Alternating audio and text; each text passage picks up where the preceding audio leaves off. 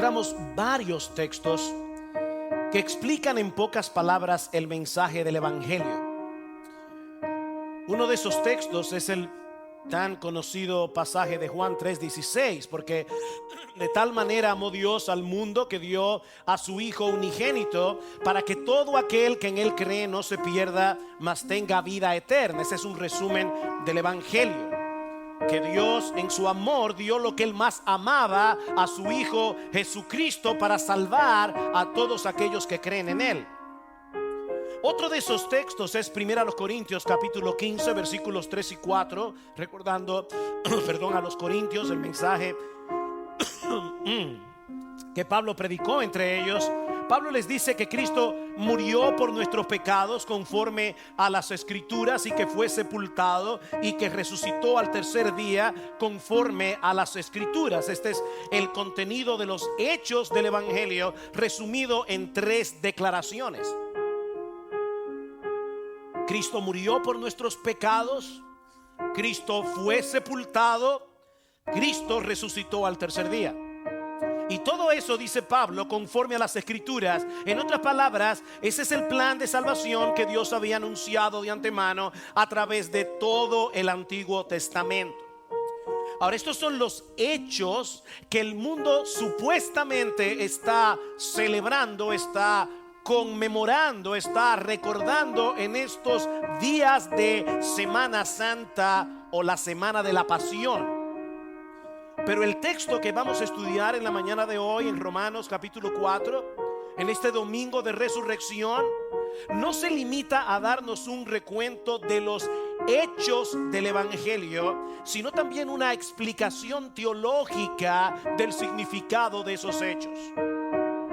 Pablo dice en Romanos capítulo 4 versículo 25 que Cristo fue entregado por nuestras transgresiones y resucitado para nuestra justificación. Si tú quieres saber de qué se trata el Evangelio, este es el corazón, esta es la esencia del mensaje del Evangelio. De hecho, Martín Lutero decía que en este versículo está comprendido todo el cristianismo.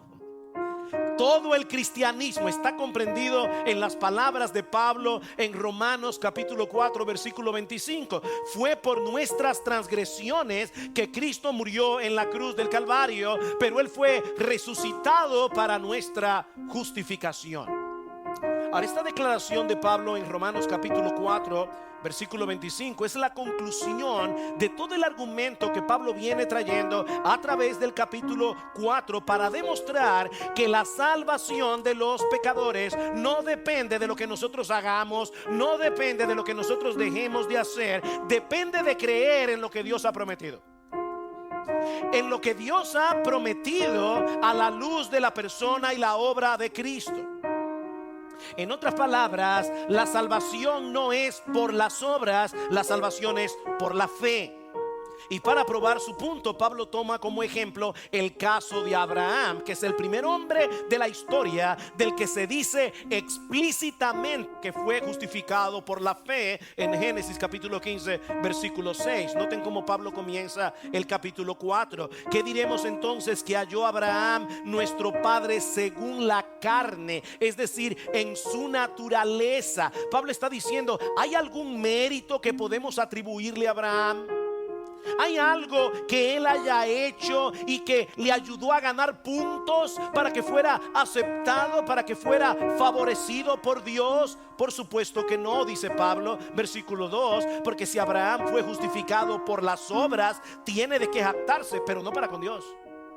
Porque ¿qué dice la Escritura? Y creyó Abraham a Dios y le fue contado por justicia. Abraham fue justificado por el simple hecho de creer en lo que Dios le prometió. Él creyó y su fe le fue contada por justicia. Él fue justificado por la fe. Él fue declarado justo en el tribunal de Dios por la fe.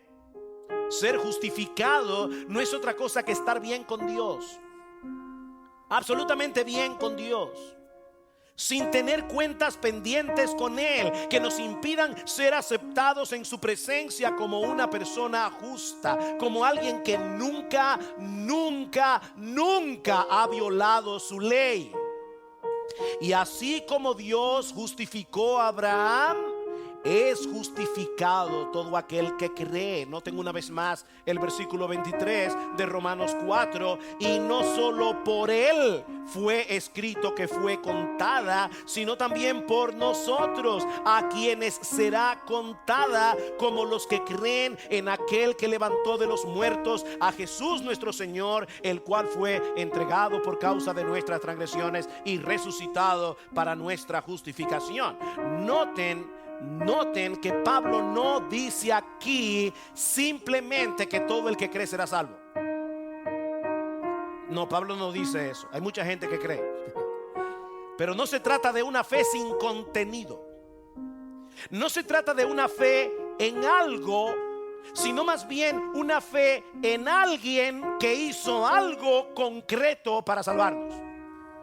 Esa es la fe que justifica. Y es muy importante que nosotros hagamos esta aclaración por el tipo de espiritualidad que muchos tienen en el día de hoy. Mi amigo, déjame decirte esto con toda la claridad que yo puedo decirlo. Creer en Dios no salva a nadie. Creer en Dios no salva a nadie. El infierno estará lleno de personas que creen en Dios. De hecho, la Biblia dice en Santiago capítulo 2 versículo 19 que hasta el diablo cree que hay un solo Dios y no por eso deja de ser diablo. De hecho, ni siquiera creer en Cristo salva a nadie. Y yo sé que esto puede ser más raro todavía. Ni siquiera creer en Cristo, porque Juan menciona en su evangelio en el capítulo 2 personas que decían creer en Jesús, pero Jesús no creía en ellos. Personas que decían yo creo en Jesús y Jesús no creía en ellos. Lo que Pablo dice en nuestro texto es que solo serán salvos aquellos que creen en aquel que levantó de los muertos a nuestro Señor Jesucristo, el cual fue entregado por causa de nuestras transgresiones y resucitado para nuestra justificación. Esa es la fe que justifica, no ninguna otra. Es aquella que descansa en el hecho, primero, de que Cristo fue entregado por nuestras transgresiones. Muchos conocen y aceptan el hecho de que Jesús murió crucificado el Viernes Santo. De hecho, yo no creo que haya ningún dominicano que esté ajeno a esa realidad, porque se celebra Semana Santa aunque sea para tomar vacaciones. Así que todo el mundo sabe que Jesús murió el Viernes Santo. Ahora, el conocimiento de ese hecho histórico no salva a nadie.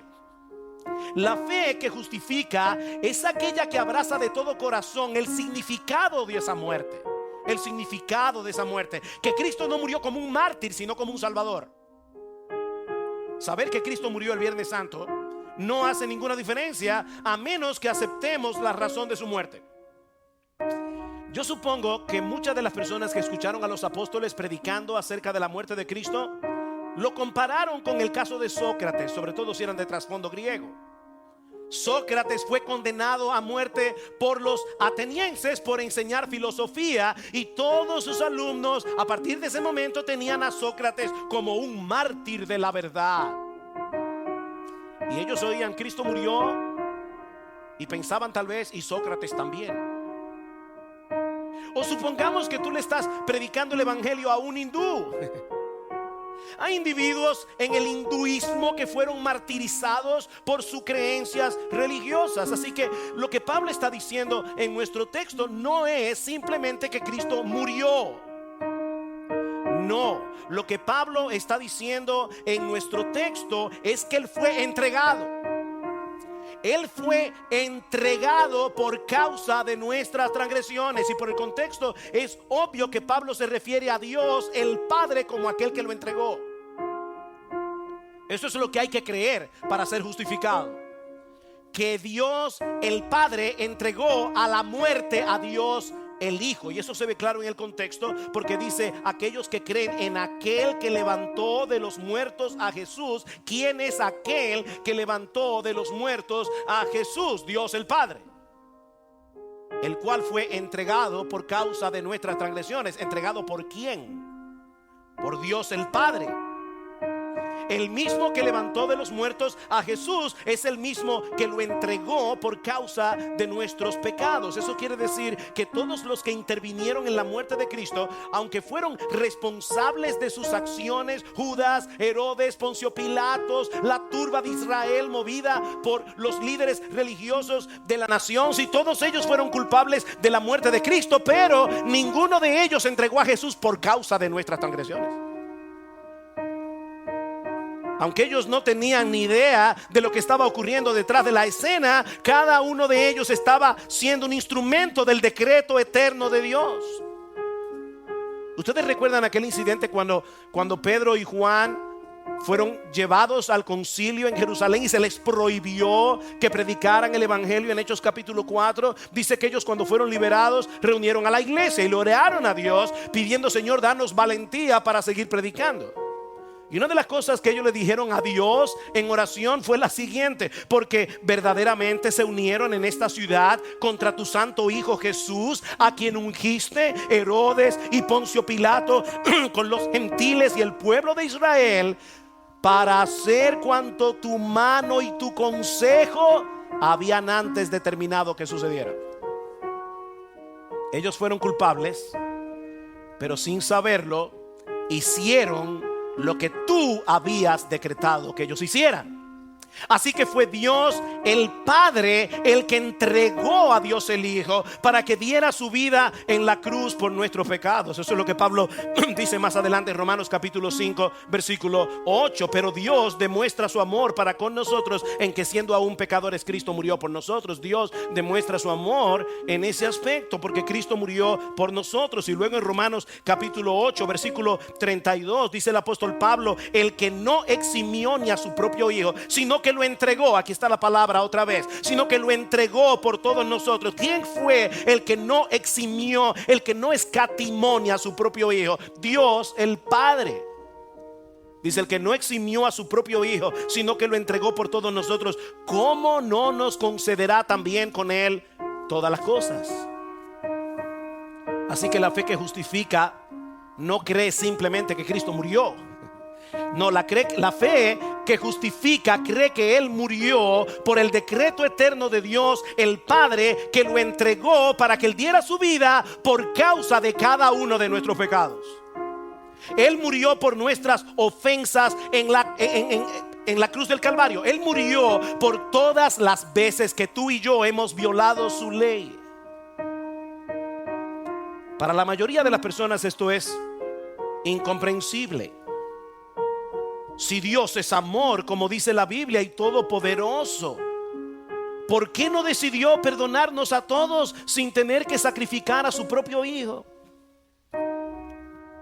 Porque ese Dios de amor también es perfectamente santo y perfectamente justo, y la justicia demanda que el malhechor reciba lo que merece.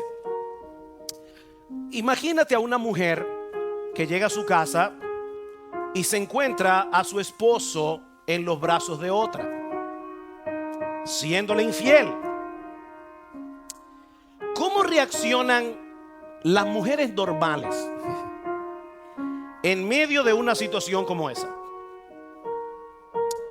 Mira, para resolver esto de la mejor manera, me voy a ir de casa por media hora para darle tiempo a que ella se vaya.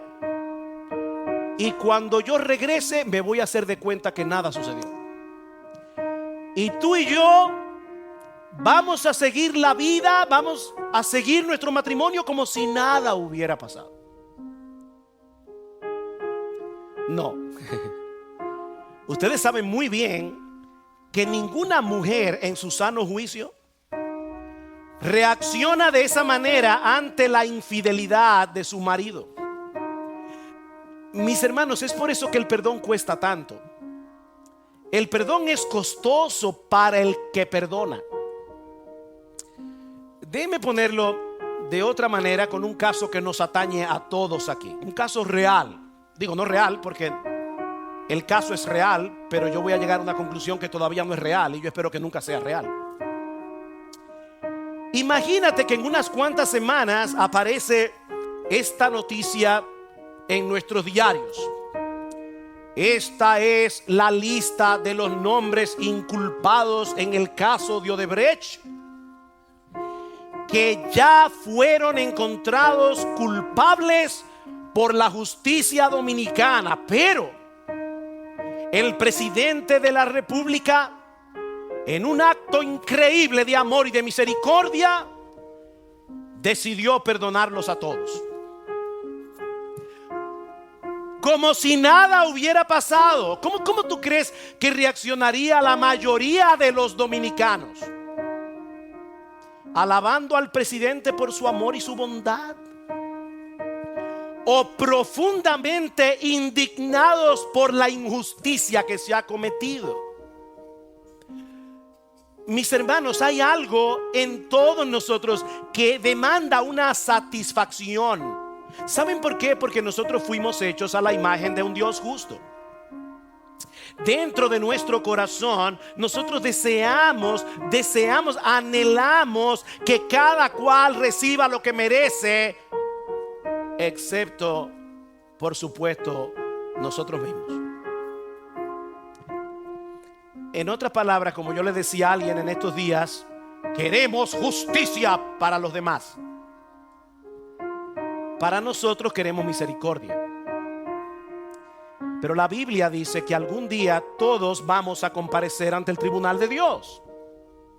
Y ese día la justicia prevalecerá por encima de todas las cosas. Así que, mis hermanos, hay una tensión formidable entre el amor de Dios y la justicia de Dios. No una contradicción, sino una tensión. ¿Cómo puede un Dios justo perdonar en su amor a pecadores culpables y seguir siendo justo? ¿Cómo resolver esa tensión entre el amor de Dios y la justicia de Dios? Dice en Isaías capítulo 45 versículo 21 que nuestro Dios es justo y salvador. ¿Ven el problema? Él es justo. ¿Y qué demanda su justicia? Que nos mande a todos al infierno. Pero Él también es salvador. ¿Cómo puede ser eso posible? ¿Cómo puede ser posible que Dios sea las dos cosas al mismo tiempo? Justo y salvador. ¿Cómo resolver ese dilema entre el Dios que debe castigar al pecador y el Dios que en su amor desea salvarlo? Bueno, la Biblia resuelve este dilema diciendo dos cosas. En primer lugar, que solo Dios mismo puede llegar a ser nuestro salvador. Nadie más puede hacerlo. Solo Dios puede salvarnos de Dios. Solo Dios puede salvarnos de su ira. Dice en Isaías capítulo 43 versículo 11: Yo soy el Señor y fuera de mí no hay salvador. Fuera de mí no hay salvador. El salmista dice en el Salmo capítulo 3 versículo 8 que la salvación le pertenece al Señor. Ni el ángel más poderoso y puro podía hacer eso. Pero la Biblia nos enseña también que el Salvador tenía que ser un miembro de la raza humana, para que pudiera representar al hombre rebelde en el tribunal de Dios y pagar por sus rebeliones. En el mismo momento en que Adán y Eva pecaron contra Dios en el huerto del Edén, Dios prometió enviarles un salvador, pero les dice claramente que ese salvador sería un ser humano nacido de mujer. En el capítulo 53 del libro de Isaías se describe a este salvador como un varón de dolores. Un varón de dolores experimentado en quebrantos. Y dice: todos nosotros nos descarriamos como ovejas, cada cual se apartó por su camino, mas Jehová cargó en él el pecado de todos nosotros. Así que no había alternativa. El salvador de los pecadores tenía que ser Dios y tenía que ser hombre al mismo tiempo. Y es por eso que la segunda persona de la Trinidad asumió una naturaleza humana semejante en todo a la nuestra, pero sin pecado, y luego fue a la cruz siendo inocente para morir en nuestro lugar. Dios, el Padre, entregó lo que Él más amaba a su Hijo Jesucristo para que Él pagara nuestra deuda con su justicia y así poder perdonar a pecadores culpables que le odiaban y seguir siendo justo. Por eso Pablo dice en Romanos 3, Él es el justo que justifica al que es de la fe de Jesús. El Hijo fue entregado por el Padre por causa de nuestras transgresiones. Así que no fue un mártir el que dio su vida el Viernes Santo.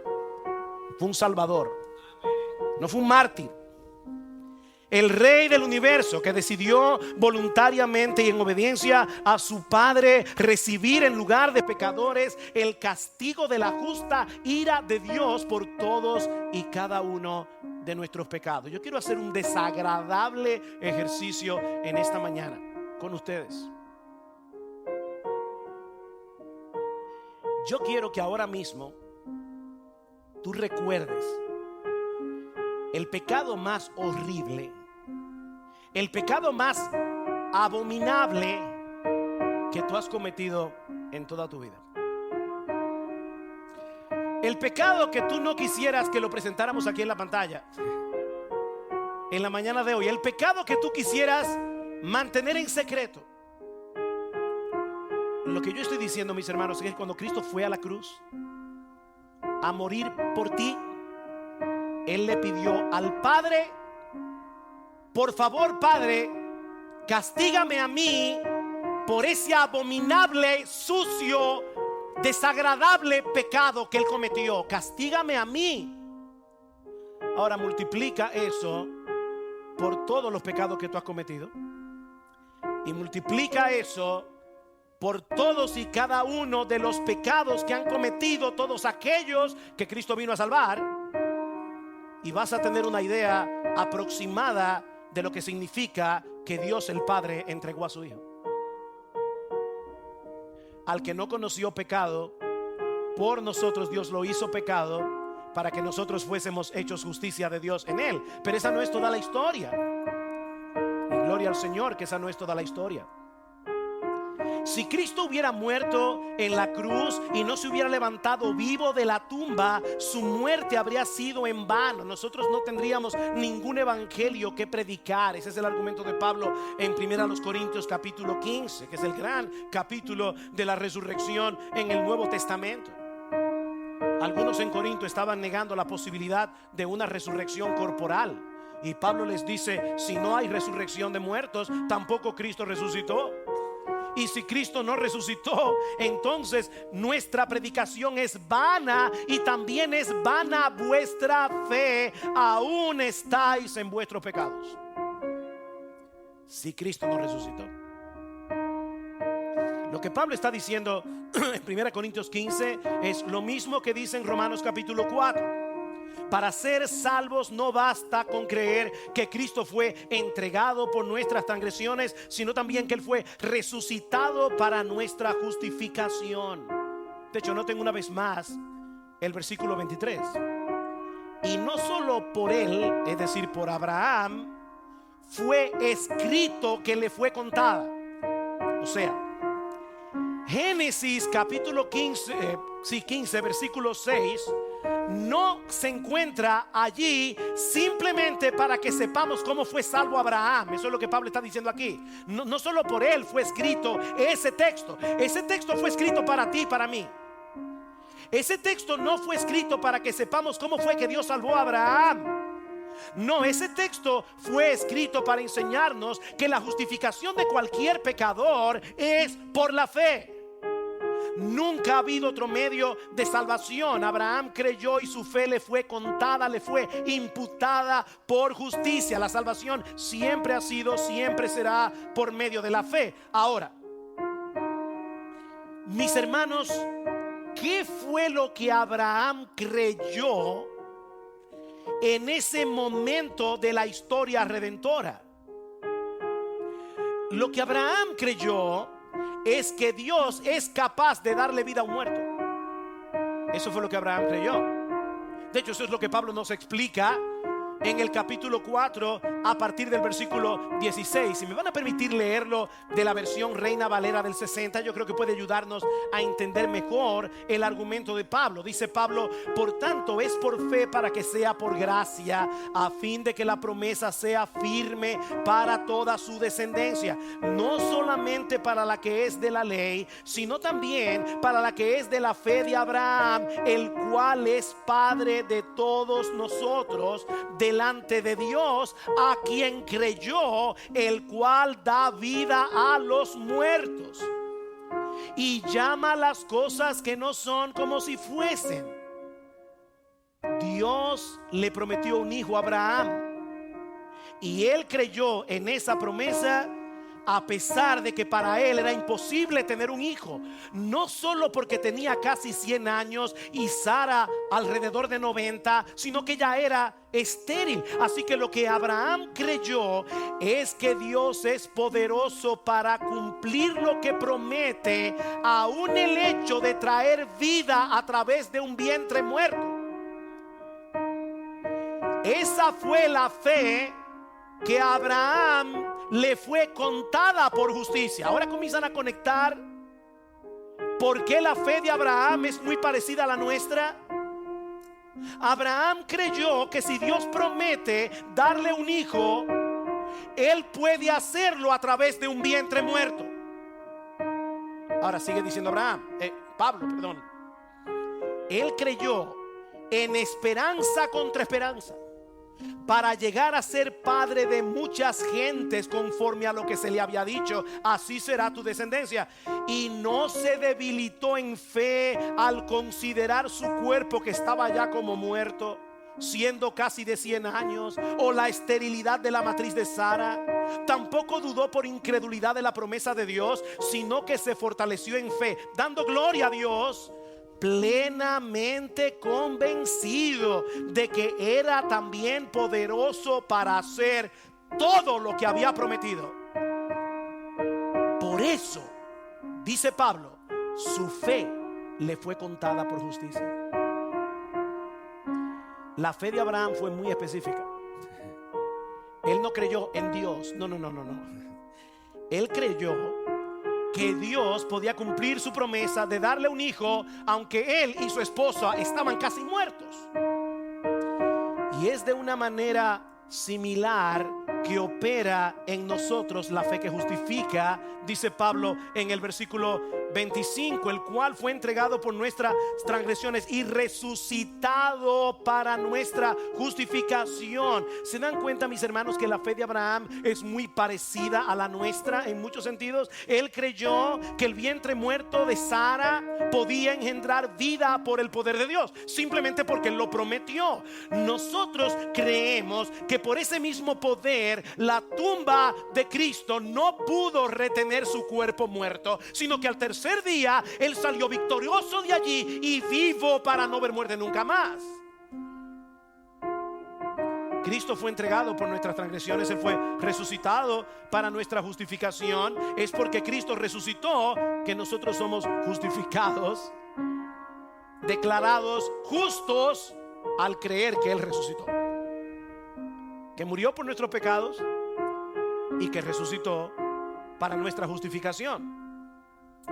Por medio de la resurrección, Dios el Padre declaró que aceptaba como bueno y válido el sacrificio de Cristo por nuestros pecados. Al resucitar a Cristo de los muertos, Dios estaba declarando que su justicia había quedado plenamente satisfecha por medio de la muerte de su Hijo. Por eso Cristo exclamó antes de morir: consumado es. Consumado es. ¿Alguna vez tú has tenido una deuda que has tenido que pagar cada mes, hasta que finalmente recibes del banco, si es con el banco, un papel de descargo donde te dice: ya la deuda está pagada? Cuando llegue el próximo mes, no hay cheque que escribir, No hay dinero que desembolsar, no hay transferencia bancaria que hacer, porque la deuda está saldada. Cuando Cristo murió en la cruz del Calvario, Dios envió una nota de descargo desde el cielo: mi hijo, tu deuda está saldada, todos tus pecados quedaron clavados en esa cruz. Ahora, imagínense a las personas que estaban al pie de la cruz y escucharon a Cristo exclamar: consumado es. ¿Cómo interpretaron ellos en ese momento las palabras de Jesús? Porque consumado es, lo que significa es: ya todo acabó. Así que Cristo está en la cruz del Calvario, ahí están los soldados, ahí están las personas burlándose de Jesús, y de repente Él dice: ya todo acabó, y entregó su vida. ¿Qué pensaron ellos? Oh, mira, el que pretendía ser el Salvador del mundo murió finalmente en una cruz entre dos malhechores, y luego fue enterrado en una tumba como cualquier ser humano común y corriente. De hecho, hasta sus mismos discípulos pensaron que ese era el fin. ¿Recuerdan los discípulos que iban camino a Emaús? ¿Cómo le dicen a Jesús cuando no lo reconocían? Nosotros esperábamos que Él era el que iba a redimir a Israel. En otras palabras, ya todo terminó. El Mesías murió. Pero entonces Dios, el Padre, hizo una tremenda declaración al levantarlo de los muertos. Ese es mi Hijo amado, ese es el que siempre me ha complacido, y ahora Él ha satisfecho plenamente mi justicia muriendo en la cruz del Calvario. Su sacrificio ha sido aceptado en la corte celestial para que todo aquel que en Él cree no se pierda, mas tenga vida eterna. Pero no solo eso, mis hermanos.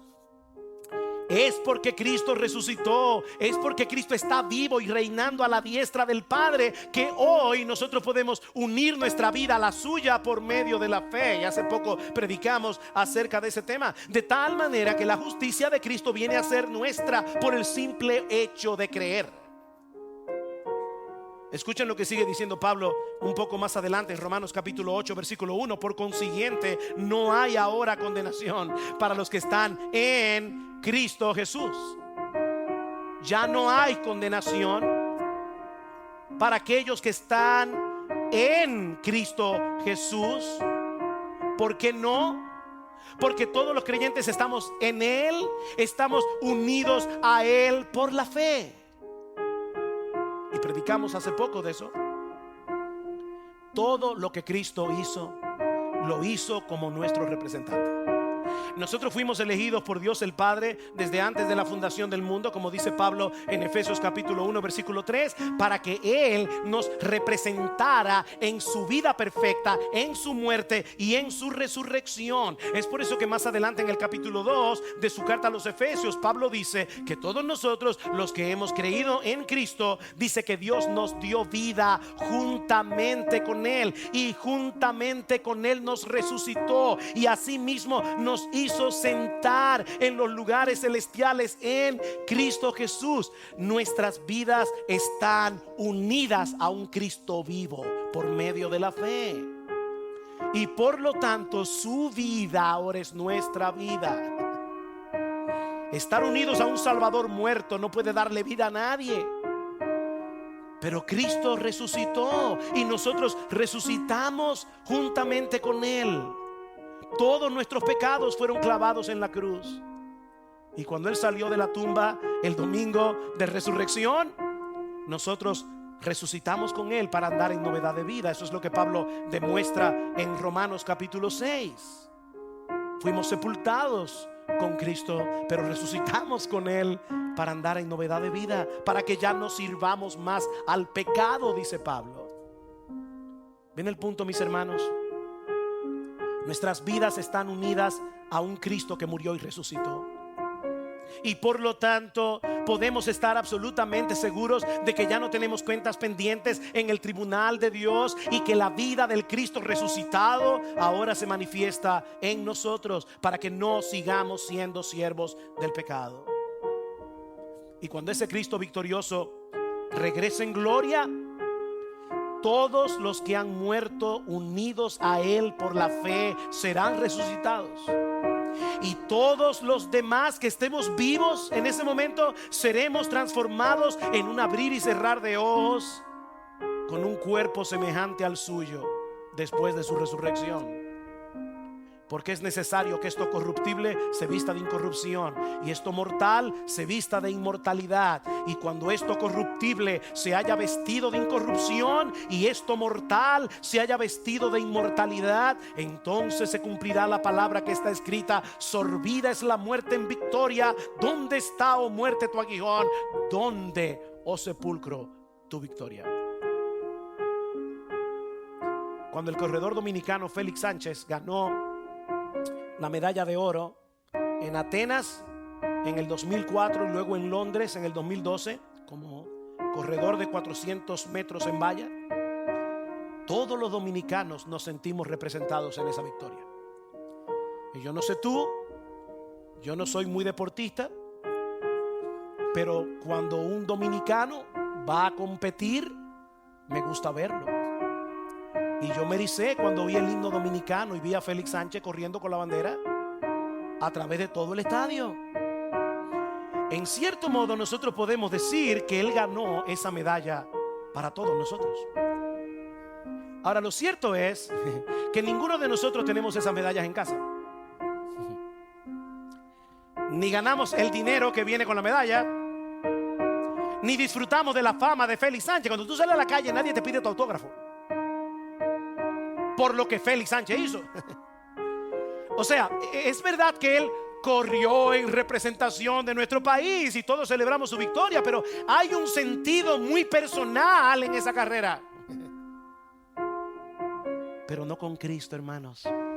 No con Cristo. Su victoria en la cruz es nuestra victoria, absolutamente nuestra. Cuando Jesús se levantó de la tumba al tercer día, todos los creyentes ganamos con Él. Y no una medalla de oro, no. Ganamos un descargo, ganamos aceptación delante de nuestro Padre, como si fuéramos tan justos como su Hijo. Y todo eso únicamente por medio de la fe. Así que Cristo sí corrió esa carrera por ti y por mí. Mis hermanos amados, celebremos con gozo que nuestro Señor resucitó. Ya no hay condenación para nosotros, porque en aquella tumba vacía quedaron enterrados para siempre todos nuestros pecados, para que hoy nosotros podamos acercarnos con toda confianza y libertad al trono de la gracia y hallar gracia para el socorro oportuno.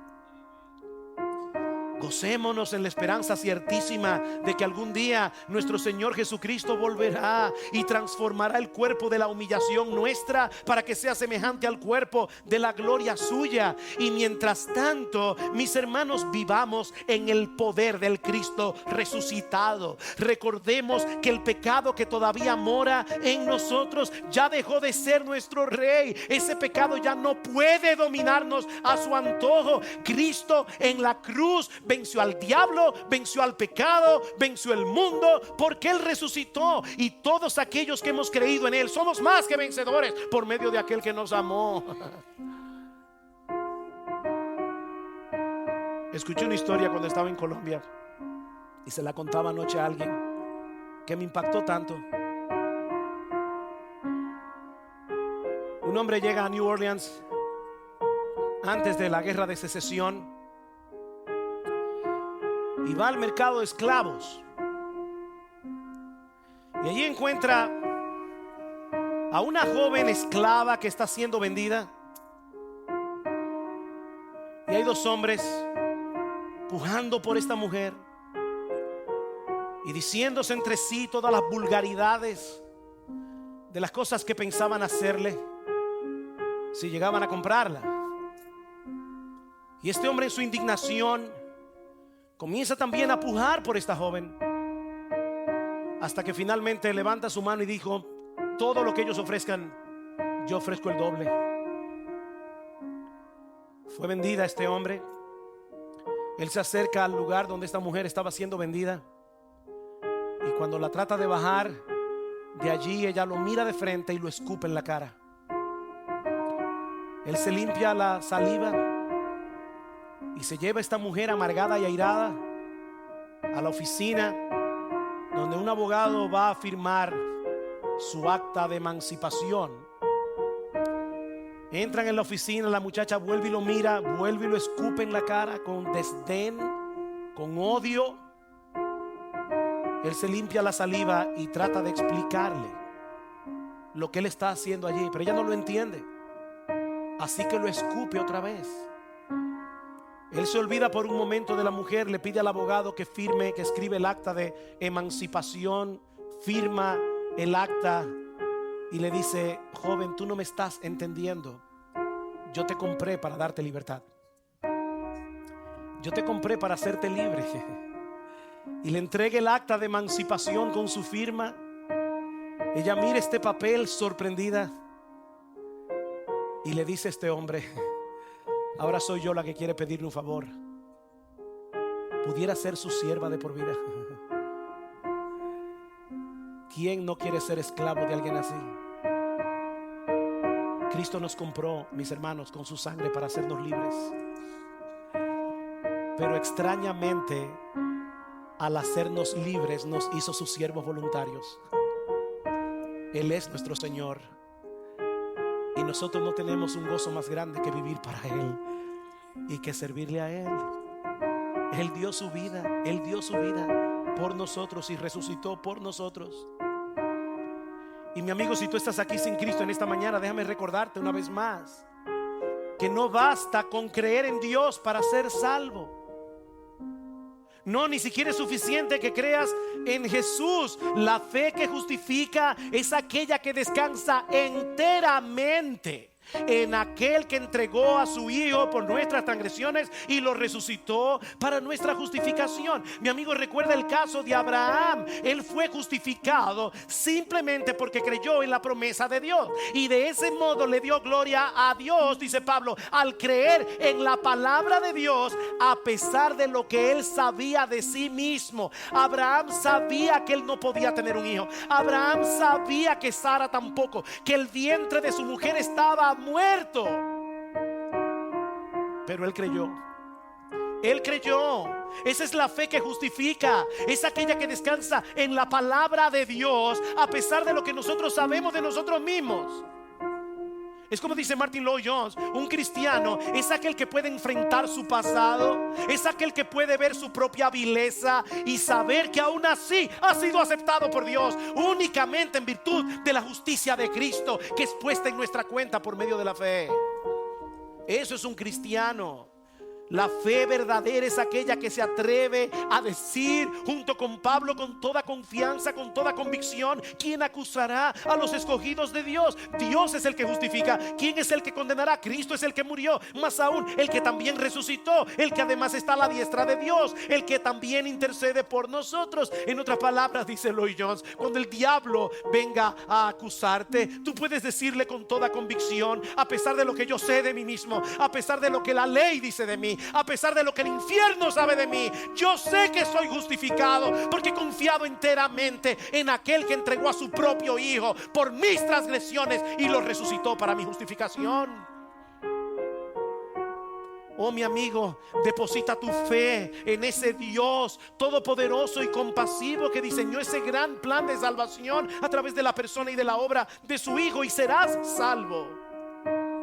Todos tus pecados serán perdonados y recibirás de pura gracia el don de la vida eterna si vienes hoy a Cristo en arrepentimiento y fe.